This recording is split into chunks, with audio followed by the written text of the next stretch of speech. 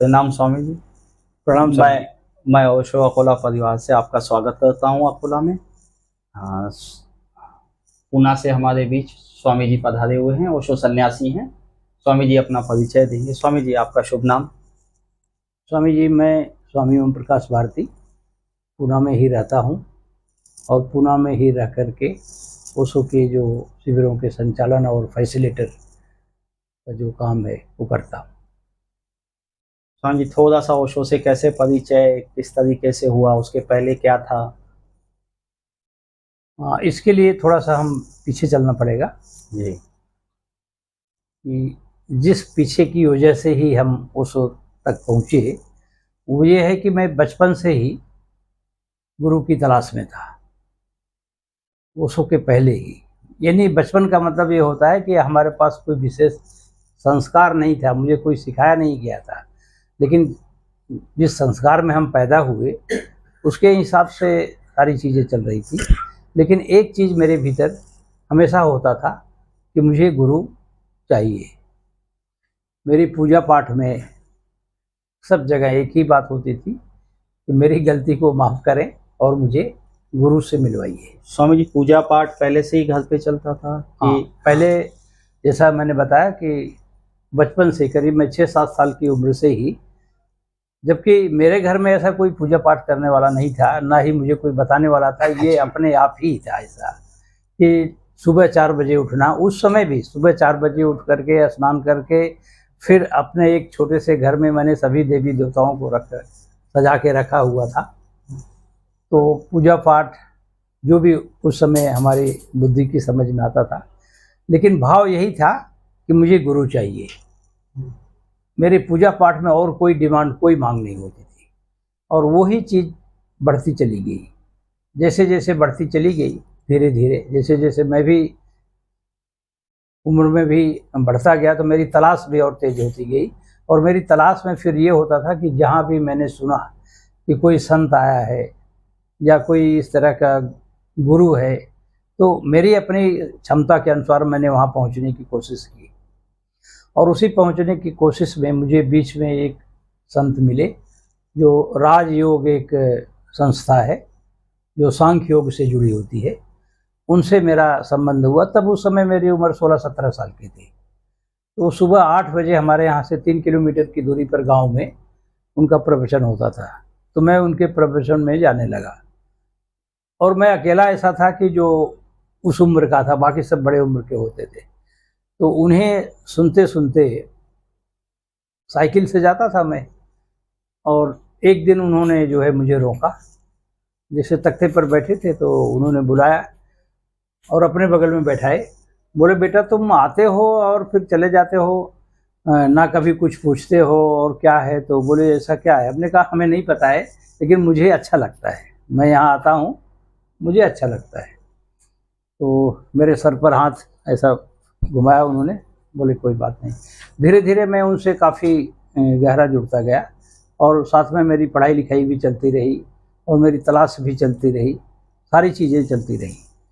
फिर एक दिन अचानक वो मेरे घर पर आ गए सुबह सुबह, और मैं कुछ होमवर्क कर रहा था पढ़ाई का, और खड़ाऊँ पहन के एकदम से बिल्कुल, मैं तो आश्चर्यचकित रह गया, ठंडी का महीना, और हड़बड़ा के उठा मैं बैठाया उनको, पैर छुए, तो बोले बस इधर से गुजर रहा था, तो मैं बोला मिलता चलूँ।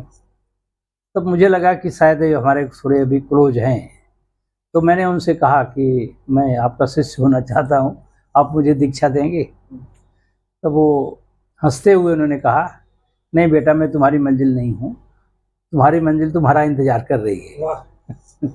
तो जैसे ही उन्होंने कहा कि, तो मुझे तो आंसू आने लगे। लेकिन एक बात दृढ़ निश्चित हो गई कि मतलब अब जिसको मैं खोज रहा हूँ मिलेगा जरूर। और इसके बाद क्या चालू था उस समय एजुकेशन में? मतलब उस समय मैं 10th में था। हाँ, उस समय मैं 10th में था जब एजुकेशन चल रहा था। लेकिन मेरी खोज इतनी बढ़ गई कि मेरा पढ़ाई की तरफ से ध्यान ही हटने लगा। तो प्रथम वर्ष का 11th का जो परीक्षा ही नहीं दिया मैंने। और उसकी तलाश में गुजरात गया, राजस्थान गया, कई जगह पर जहाँ भी गए, लेकिन मुझे कहीं सेटिस्फेक्शन मिलता नहीं था कि जहाँ मैं रुक सकूँ। लेकिन मैंने सेवा खूब की। मैं राजस्थान के एक मंदिर में करीब 4 महीने रहा, और उस 4 महीने में तो पूरा मंदिर मैंने सब संभाल लिया था। और वहाँ पर आर्य समाज के लोग और सत्संग करने वाले थे, पूरे सत्संग में, सबके सत्संग में शामिल होता था। तो और मेरा बचपन से ये था कि मैं किसी भी किताब को पढ़ने में इंटरेस्ट रखता था, कोई भेदभाव नहीं कि ये नहीं पढ़ना है। तो ये आगे बढ़ते बढ़ते जब मैं राजस्थान कोटा में आया, तो वहाँ से, जब उस मंदिर से, वहाँ भी राम की मूर्ति थी, हनुमान जी की मूर्ति थी, शिव की मूर्ति थी। वहाँ से एकदम से जैसे वैराग्य भाव पैदा होता है कि अब मुझे कुछ करना नहीं है, नौकरी नहीं करना है, कुछ नहीं करना है। अच्छा, फिर ये है कि नहीं करना है तो भाई जीवन यापन के लिए भी तो कुछ करना है। परिवार का कुछ दबाव, और परिवार का ये है कि वही बात थी कि मेरी शादी 12 साल की उम्र में हो गई थी। अच्छा। हाँ, 12 साल की उम्र में मेरी शादी हो गई। अभी आप सोचिए कि कहीं कोई फर्क नहीं पड़ रहा है। 12 साल के पहले से मैं अध्यात्म से जुड़ा है, लेकिन शादी हुई 12 साल में, शादी क्या होती पता ही नहीं। और पत्नी मेरी 15 साल की उम्र में मेरे घर आई। वो सारी चीज़ें चलती रही। देखिए, यही सबसे बड़ी खूबी है। लेकिन मेरे खोज में कोई रुकावट कहीं से भी नहीं आ रही थी।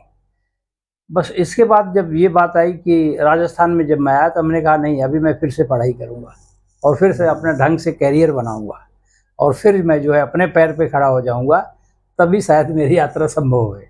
तो वापस आया वहाँ से, और फिर मैंने 12th की परीक्षा दी प्राइवेट, और 12th की परीक्षा 74% नंबरों से भी पास किया मैंने।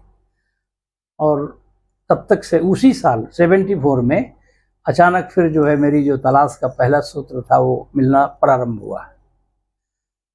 74 में ही हमारे गांव में एक सरपंच होते थे, वो किसी लाइब्रेरी से उन्होंने अपनी बुक्स मंगवाते थे, और उनकी लाइब्रेरी में ओशो की कोई एक बुक आ गई गलती से उनके हिसाब से।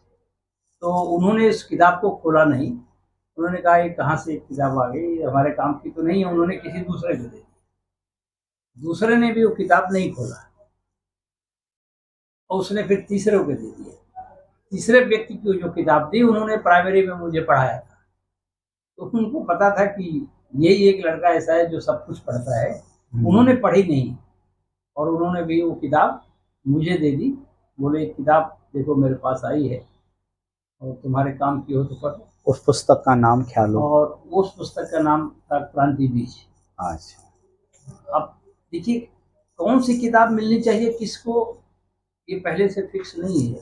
और मेरा तो ये मानना है कि ये पर्टिकुलर ये ओशो का ही कमाल था कि उन्होंने मुझे जो पहली किताब भेजी, क्योंकि ये किताब नहीं है, पत्रों का संकलन है।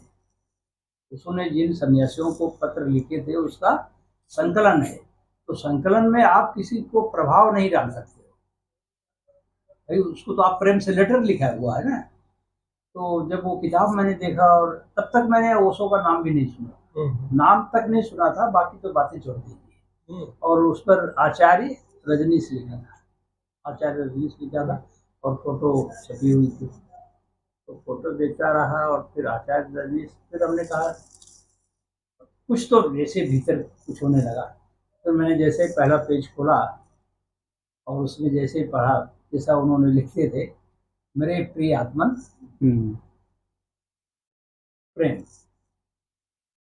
बस मेरे प्रिय आत्मन, ये शब्द पढ़ते ही फिर जैसे कोई चीज बंद पड़ी हो और एकदम से खुल जाए, तो मेरे मुंह से एक चीख सी निकल गई, और फिर रोना जो है, और बाकी कोई विचार नहीं आ रहा है।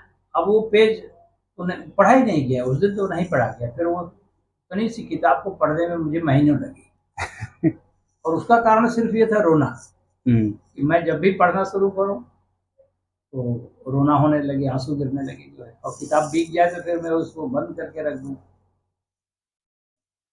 अब अभी तक तो ध्यान का इसका कुछ पता नहीं था ना, क्योंकि उसमें कुछ ऐसा था ही नहीं। इसके बाद ये हुआ कि मुझे कुछ और किताब ढूंढनी चाहिए।